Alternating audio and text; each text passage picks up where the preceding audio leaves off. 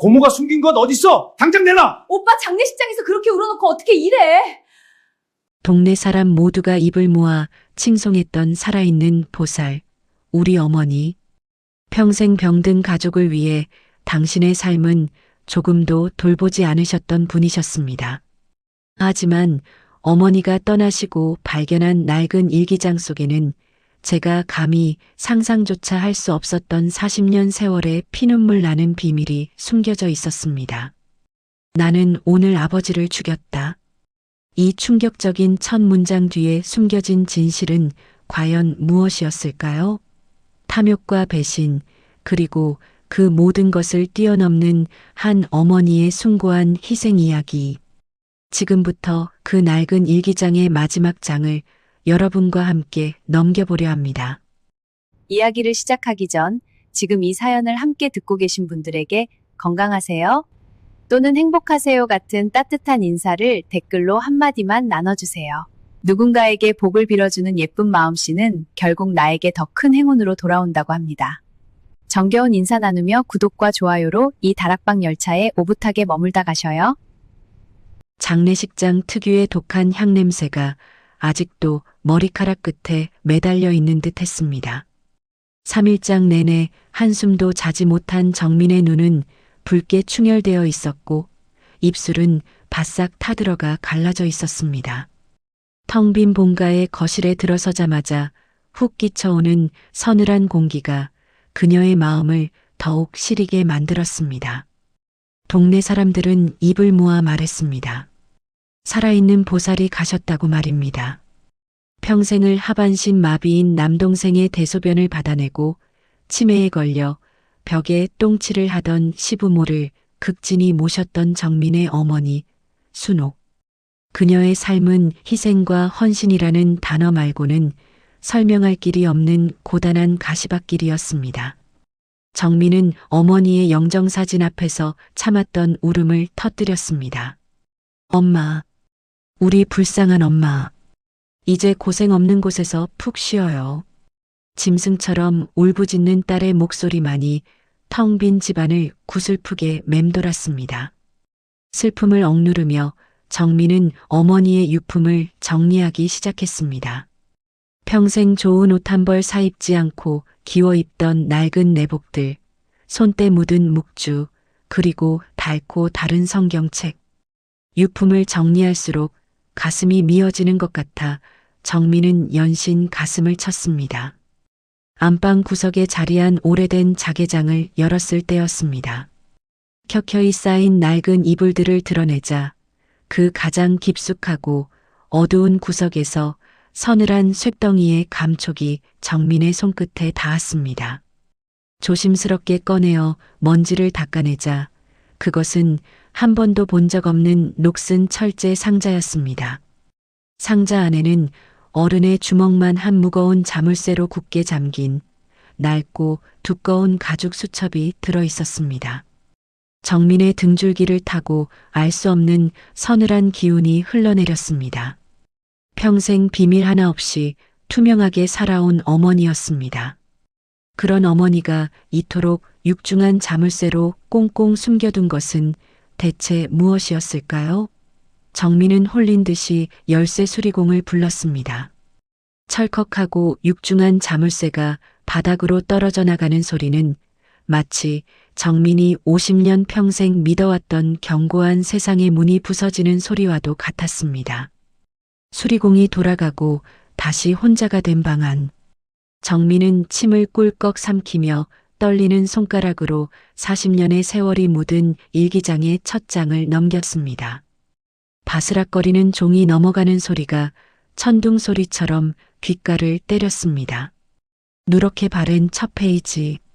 그곳에는 정민이 너무나도 잘 아는 어머니의 정갈하고 단정한 글씨체가 적혀 있었습니다. 하지만 그 내용은 정민의 이성을 송두리째 마비시킬 만큼 끔찍한 것이었습니다. 1984년 11월 4일. 비가 몹시 내리던 밤. 오늘 나는 내 손으로 아버지를 죽였다. 아니, 죽어 마땅한 악마의 숨통을 끊어놓았다. 그리고 오늘부터 나는 이 저주받은 집안의 가장 완벽한 딸이자 천사로 살아갈 것이다. 정민의 숨이 턱 막혔습니다. 아버지를 죽였다고? 정민이 태어나기도 전인 1984년 지병으로 급사했다고만 알고 있던 친할아버지의 죽음. 그것이 평생 성녀처럼 살아온 어머니의 소행이라니. 벼락을 맞은 듯한 충격에 정민의 다리가 풀렸습니다. 털썩? 바닥에 주저앉은 그녀의 손에서 일기장이 미끄러져 바닥에 나뒹굴었습니다. 공기가 희박해진 것처럼 숨을 쉴 수가 없었습니다. 방금 전까지 눈물로 애도했던 어머니의 영정사진이 마치 처음 보는 살인마의 얼굴처럼 섬뜩하게 다가오기 시작했습니다. 아니야. 이럴 리가 없어. 엄마가 치매가 오셨을 때 망상으로 적은 걸 거야. 정민은 미친 사람처럼 고개를 저으며 현실을 부정했습니다. 그녀는 바닥을 기어가듯 다가가 다시 일기장을 움켜쥐었습니다. 손끝이 사시나무 떨리듯 떨렸지만 활자를 쫓는 그녀의 눈동자에는 광기 어린 집착이 서리기 시작했습니다. 두 번째 장, 세 번째 장을 넘길수록 정민이 평생 믿어왔던 견고한 세상은 무참히 박살나고 있었습니다. 일기장에는 어머니 순옥의 끔찍한 과거가 마치 어제 일처럼 생생하게 기록되어 있었습니다. 순옥은 외할아버지의 친딸이 아니었습니다. 과거 외할아버지의 탐욕스러운 사업 확장으로 인해 억울하게 전 재산을 잃고 목숨을 끊어야 했던 한 남자의 딸이었습니다. 고아원에 버려졌던 어린 순옥을 아무것도 모르는 외할아버지가 입양했던 것입니다. 1988년 5월 동철이가 다리를 다쳤다. 불쌍한 내 동생. 하지만 이 집안의 핏줄이 고통받는 것을 보는 것은 내게 유일한 진통제다. 나는 기꺼이 이 짐덩이를 평생 짊어질 것이다. 세상 사람들은 나를 천사라고 부르겠지. 그 찬사 속에서 나는 이 집안의 모든 것을 서서히 아주 천천히 말려 죽일 것이다. 글귀를 읽어 내려가던 정민의 속에서 결국 뜨거운 액체가 울컥 치솟았습니다. 정민은 황급히 쓰레기통을 끌어안고 헛구역질을 해댔습니다. 평생 휠체어에 앉아있던 외삼촌 동철, 그의 욕창을 닦아내며 짖던 어머니의 그 자애로운 미소, 밤을 새워 병간호를 하면서도 단 한 번도 얼굴을 찌푸리지 않았던 그 천사 같은 인내심, 그 모든 것이 철저하게 계산된 복수극의 일부이자 원수의 핏줄이 고통받는 것을 곁에서 지켜보며 즐기기 위한 악마적인 연기였다는 사실에 정민은 소름이 끼쳐 온몸을 부르르 떨었습니다. 정민은 자신의 존재 자체를 부정당하는 듯한 끔찍한 고통에 휩싸였습니다. 내가 알던 엄마는 대체 누구였단 말인가? 내 삶은, 우리 가족의 시간은 도대체 무엇이었단 말인가? 슬픔은 어느새 거대한 공포와 배신감으로 변해 그녀의 목을 조르고 있었습니다. 일기장을 바깔기 찢어버리고 도망치고 싶었지만 악마의 속삭임 같은 글귀들은 정민의 눈을 올가매고 놓아주지 않았습니다. 그때였습니다. 삐삑, 삐삑, 삐비빅 마이너스 띠리링. 쥐죽은 듯 고요하던 집안의 정적을 깨고 누군가 거칠게 현관문 비밀번호를 누르는 소리가 들려왔습니다. 평소와 달리 한치의 망설임도 없이 폭력적으로 문을 여는 소리에 정민은 심장이 발밑으로 쿵 떨어지는 것을 느꼈습니다. 쾅! 닫히는 현관문 소리와 함께 무거운 발소리가 거실을 가로질러 안방으로 향했습니다. 안방 문간에 그림자를 들이운 사람은 다름 아닌 이종사촌 오빠 태준이었습니다. 번듯한 중견기업의 임원이자 집안의 자랑이었던 사람. 불과 몇 시간 전 장례식장에서 어머니의 영정사진을 부여잡고 세상이 무너진 듯 가장 서럽게 통곡하며 조문객들의 눈시울을 붉히게 했던 그 태준이었습니다. 하지만 지금 문 앞에 서 있는 사내의 얼굴에서 슬픔이라고는 찾아볼 수 없었습니다. 잘 빗어넘긴 머리는 헝클어져 있었고 고급 정장의 넥타이는 거칠게 풀어헤쳐져 있었습니다. 무엇보다 정민을 소름 돋게 한 것은 짐승처럼 번뜩이는 태준의 눈빛이었습니다. 그것은 먹잇감을 찾기 위해 혈안이 된 포식자의 눈빛이었습니다. 오빠, 이 밤중에 어떻게? 정민이 기어들어가는 목소리로 묻자 태준은 대답 대신 씩씩거리며 안방으로 성큼성큼 걸어 들어왔습니다. 그는 정민을 벌레 보듯 힐끗 쳐다보고는 다짜고짜 장롱문을 열어젖히고 어머니의 유품이 담긴 상자들을 미친 듯이 뒤집어 엎기 시작했습니다. 고모가 남긴 땅 문서 어디 있어? 숨겨둔 거 어디 있냐고. 태준의 입에서 튀어나온 말에 정민은 귀를 의심했습니다. 땅 문서라니? 무슨 소리야, 오빠? 엄마가 무슨 땅이 있다고. 정민의 말이 끝나기도 전에 태준이 무서운 속도로 다가와 정민의 어깨를 벽으로 거칠게 밀어붙였습니다. 인연이 끝까지 모른 척이지? 고모가 평택에 50억짜리 노른자위 땅 숨겨둔 거 내가 모를 줄 알아. 평생 똥기저귀나 빨면서 불쌍한 척 오지게 하더니 뒤로는 그 어마어마한 걸 챙겨두고 있었어. 당장 내놔. 태준의 입에서 튀어나오는 천박한 욕설과 탐욕스러운 민낯에 정민은 숨이 멎을 것 같았습니다. 그 인자하고 예의 바르던 사촌 오빠는 애초에 존재하지 않았던 것입니다. 태준은 오직 어머니가 죽고 나면 떨어질 50억이라는 거액의 떡고물만을 기다리며 장례식장에서 그토록 완벽한 악어의 눈물을 흘렸던 것입니다. 가족이라는 껍데기 속에 숨어있던 추악한 괴물의 실체를 마주한 정민은 덜덜 떨리는 손으로 등 뒤에 감춘 일기장을 더욱 꽉 움켜쥐었습니다. 이 일기장 안에 땅 문서가 들어있는지는 알 수 없었지만 이것만큼은 절대로 이 악마 같은 인간에게 넘겨줄 수 없다는 본능적인 직감이 들었습니다. 하지만 공포에 질려 뒷걸음질 치던 정민의 손에서 그만 일기장의 모서리가 삐져나오고 말았습니다. 태준의 뱀 같은 시선이 정확히 정민의 등 뒤에 숨겨진 낡은 가죽 수첩에 꽂혔습니다. 그거 뭐야? 뒤에 숨긴 거 당장 일이네. 태준의 목소리가 지옥 밑바닥에서 긁어올린 듯 섬뜩하게 울려 퍼졌습니다. 정민의 심장이 흉곽을 뚫고 나올 듯 요동치기 시작했습니다. 안 돼. 이건 엄마 유품이야. 오빠한테 줄 거 없어. 정민이 일기장을 가슴에 꽉 품은 채 비명을 질렀습니다.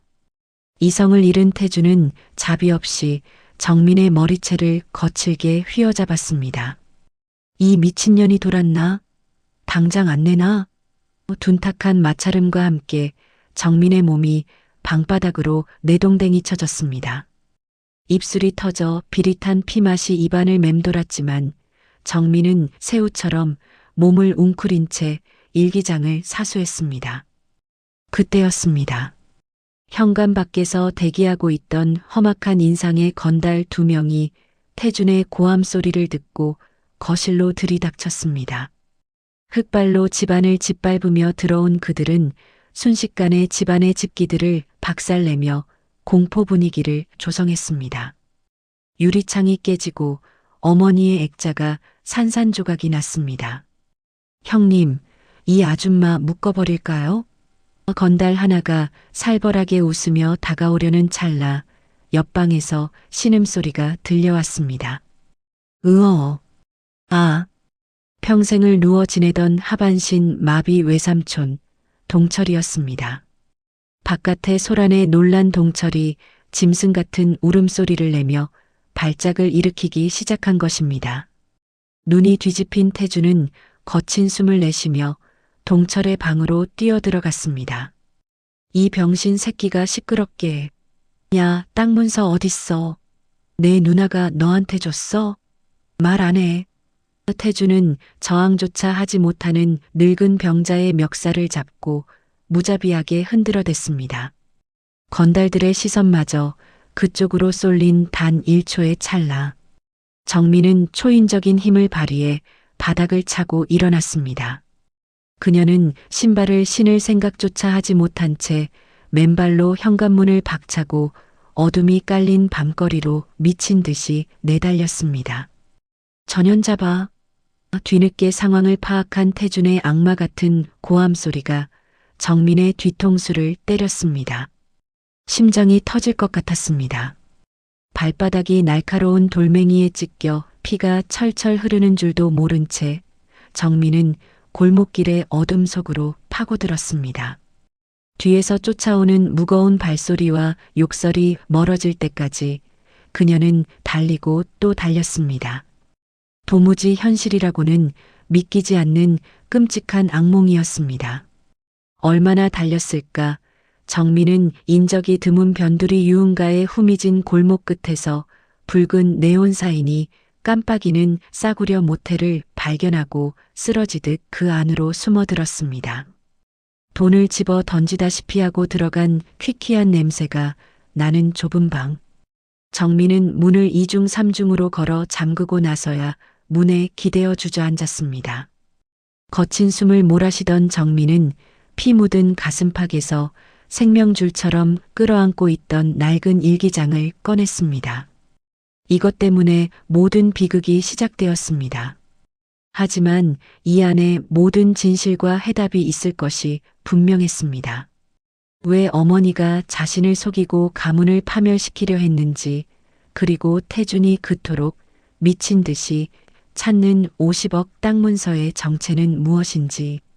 정민은 덜덜 떨리는 손으로 피와 눈물로 얼룩진 일기장의 마지막 장을 향해 천천히 페이지를 넘겼습니다.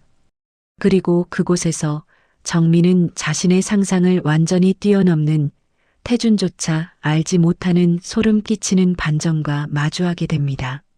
싸구려 모텔방의 형광등 불빛이 깜빡거리며 정민의 불안한 심리를 대변하는 듯 했습니다. 정민은 마른 침을 삼키며 일기장의 마지막 장을 펼쳤습니다. 그곳에는 어머니가 돌아가시기 직전 병상에서 떨리는 손으로 겨우 써내려간 듯한 삐뚤삐뚤한 글씨가 남아 있었습니다. 잉크가 번져 있는 자국은 마치 어머니의 눈물 자국처럼 보였습니다. 정민아, 이 글을 내가 읽을 때쯤이면 나는 이미 세상에 없겠구나. 평생 너에게 거짓된 모습만 보여주어 미안하다. 하지만 진실을 말하기엔 그 무게가 너무나 무거웠단다. 정민은 숨을 죽이고 다음 문장을 읽어 내려갔습니다. 그리고 그 순간 그녀의 머릿속을 지배하던 모든 오해와 원망이 순식간에 무너져 내렸습니다. 40년 전 그날 밤의 진실은 너무나 충격적이었습니다. 일기장 초반에 어머니가 복수를 다짐했던 대상, 즉 외할아버지를 죽음으로 몰고 가고 집안을 파탄낸 원흉은 놀랍게도 당시 고등학생이었던 사촌 오빠 태준이었습니다. 어린 나이부터 돈에 대한 탐욕이 남달랐던 태준은 할아버지의 유산을 독차지하기 위해 할아버지의 보약에 몰래 독극물을 탔던 것입니다. 그리고 그 끔찍한 현장을 목격한 것이 바로 어머니 순옥이었습니다. 하지만 비극은 거기서 끝나지 않았습니다. 태준이 독을 탄 사실을 모른 채 그 보약을 나눠 마신 사람은 다름 아닌 외삼촌 동철이었습니다. 그날 밤 동철은 고열에 시달리다 결국 하반신 마비가 되었고 평생 불구의 몸으로 살아가게 된 것이었습니다. 태준이는 내 조카이자 이 집안의 장손이었다. 그 아이가 살인자가 되어 감옥에 가는 것을 참아 볼 수가 없었어. 그래서 내가 다 덮어쓰기로 했다. 동철이의 인생을 망친 죄책감, 그리고 태준이의 죄를 덮어준 대가. 나는 평생 동철이를 돌보며 속죄하는 마음으로 살았다. 일기장에 아버지를 죽였다고 쓴 것은 끓어오르는 나의 복수심과 증오를 죽였다는 뜻이었단다. 아, 엄마, 바보같이 왜 혼자서 그 무거운 짐을. 정민은 일기장을 가슴에 품고 짐승처럼 울부짖었습니다. 어머니의 삶은 복수극이 아니었습니다. 그것은 죄 많은 조카를 위한 피눈물 나는 용서였고 죄 없는 동생을 향한 평생의 속죄였습니다. 세상 사람들이 살아있는 보살이라 불렀던 어머니의 헌신은 연기가 아니라 너무나도 고통스럽고 무거운 십자가를 짊어진 진짜 성녀의 삶이었던 것입니다. 한참을 오열하던 정민은 문득 일기장 맨 뒷장의 표지가 유난히 두껍다는 것을 깨달았습니다. 무언가에 홀린 듯 커터 칼로 표지를 조심스럽게 뜯어내자 그 안에서 비닐에 꽁꽁 쌓인 무언가가 툭 튀어나왔습니다. 그것은 40년 전 태준이 사용했던 이제는 구하기조차 힘든 낡은 독약병과 어린 태준이 덜덜 떨며 썼을 자필 각서였습니다. 다시는 이런 짓 하지 않겠습니다. 고모님, 한 번만 용서해 주세요. 마이너스 태준 이것이었습니다. 어머니가 태준을 견제하고 만약의 사태에 대비해 남겨둔 결정적인 증거이자 진짜 유산. 태준이 그토록 찾던 땅 문서는 애초에 없었거나 혹은 이 증거들보다 중요하지 않았던 것입니다. 정민의 눈빛이 차갑게 가라앉았습니다. 더 이상 도망칠 곳은 없었습니다. 지잉 마이너스 정막을 깨고 정민의 휴대폰이 요란하게 진동했습니다. 발신자 표시 제한. 불길한 예감에 정민은 떨리는 손으로 통화 버튼을 눌렀습니다. 여보세요? 대답 대신 수화기 너머로 들려온 것은 짐승의 울부짖음 같은 비명소리였습니다. 으악, 누나. 그것은 분명 집에 홀로 남겨두고 온 외삼촌 동철의 목소리였습니다. 이어 태준의 소름 끼치는 웃음소리가 들려왔습니다. 크하하, 정민아, 우리 술래잡기는 이제 재미없지 않니? 내가 그렇게 아끼는 삼촌이 지금 많이 아파 보이는데? 정민의 온몸에 피가 거꾸로 솟는 것 같았습니다. 오빠, 삼촌한테 무슨 짓이야? 당장 그만둬. 정민이 악을 쓰자 태준의 목소리가 순식간에 낮고 섬뜩하게 변했습니다. 그러게 누가 도망치래? 당장 일기장이랑 내가 챙긴 땅 문서 가지고 튀어와. 30분 준다. 1분이라도 늦으면 이 병신 새끼 목을 따버릴 줄 알아. 알았어. 뚝. 전화가 끊겼습니다. 정민은 휴대폰을 쥔 손이 하얗게 질릴 정도로 힘을 주었습니다. 40년 전 자신의 탐욕 때문에 멀쩡한 사람을 반신불수로 만들어 놓고 이제 와서 또다시 그 사람을 볼모로 잡고 협박을 하다니. 태준은 인간이 아니었습니다. 더 이상 당하고만 있을 수는 없었습니다. 정민은 어머니가 남긴 증거물들을 품속 깊이 갈무리하며 결연히 일어섰습니다.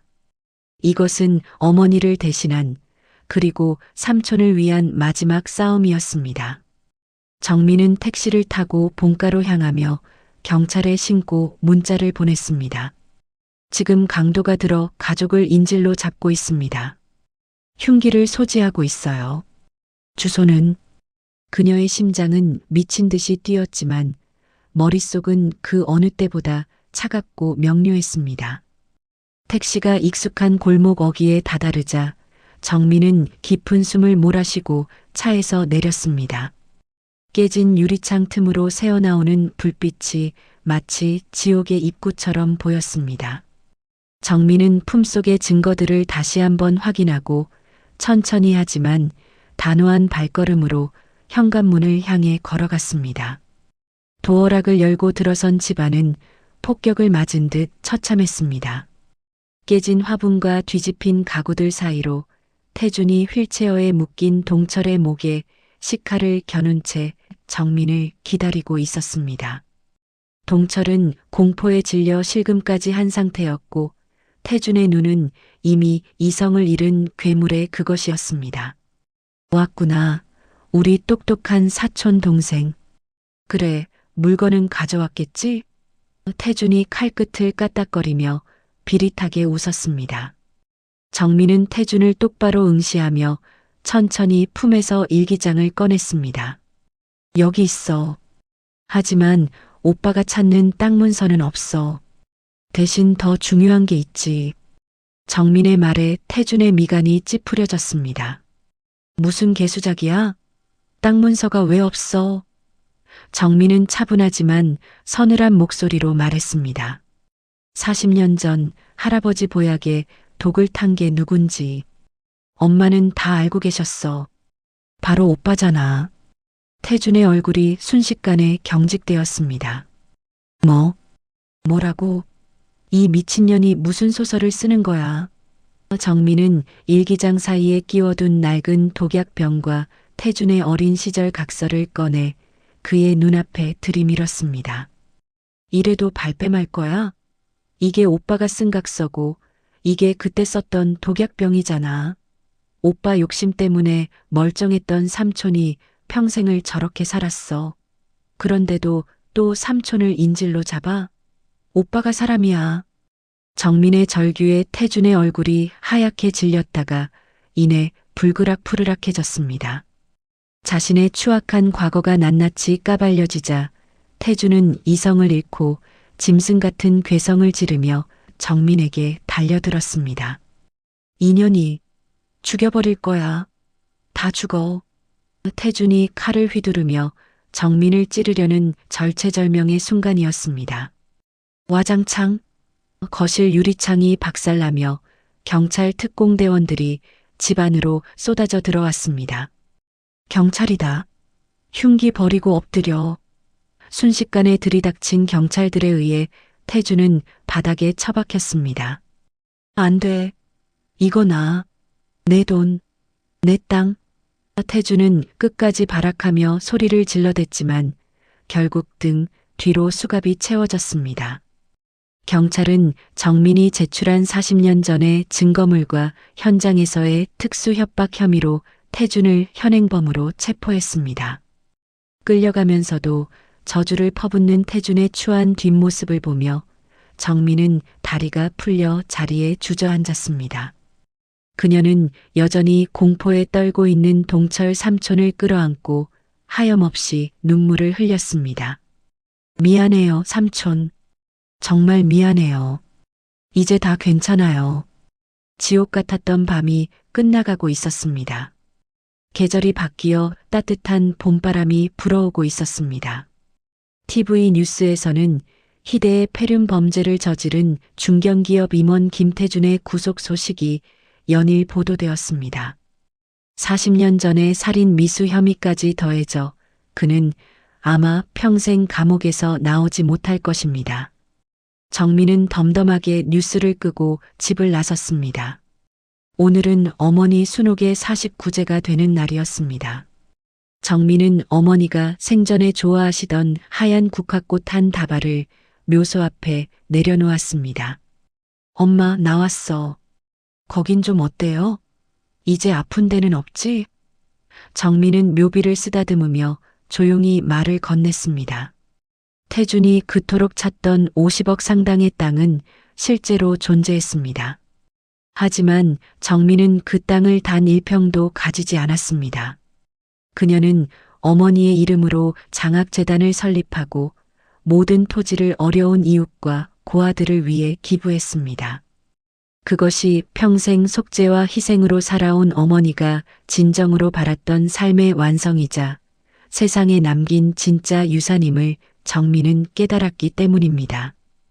정민은 품에서 그토록 소중하게 지켜왔던 낡은 일기장과 태준의 죄가 담긴 증거물들을 꺼냈습니다.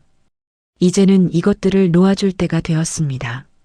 정민이 라이터를 켜고 일기장 귀퉁이에 불을 붙이자 40년 동안 어머니를 올가매었던 고통과 비밀의 기록들이 붉은 불꽃 속으로 사그라들기 시작했습니다. 매캐한 연기와 함께 종이들이 검게 타들어가는 것을 바라보며 정민의 눈에서 뜨거운 눈물 한 방울이 흘러내렸습니다. 그것은 슬픔의 눈물이 아닌 완전한 해방과 치유의 눈물이었습니다. 엄마, 이제 정말 다 끝났어. 무거운 짐 다 내려놓고 그곳에선 부디 행복만 해요. 사랑해, 우리 엄마. 타오르는 불꽃 너머로 평생 고단했던 어머니의 삶이 연기가 되어 하늘 높이 날아오르는 것만 같았습니다. 정민의 얼굴에 비로소 평온하고 따뜻한 미소가 번졌습니다. 이번 이야기 여러분은 어떻게 보셨나요? 댓글로 여러분의 소중한 생각을 자유롭게 남겨주세요. 구독과 좋아요, 알림 설정은 다락방 열차가 다음 역을 향해 나아가는데 가장 큰 힘이 됩니다. 시청해 주셔서 진심으로 감사합니다.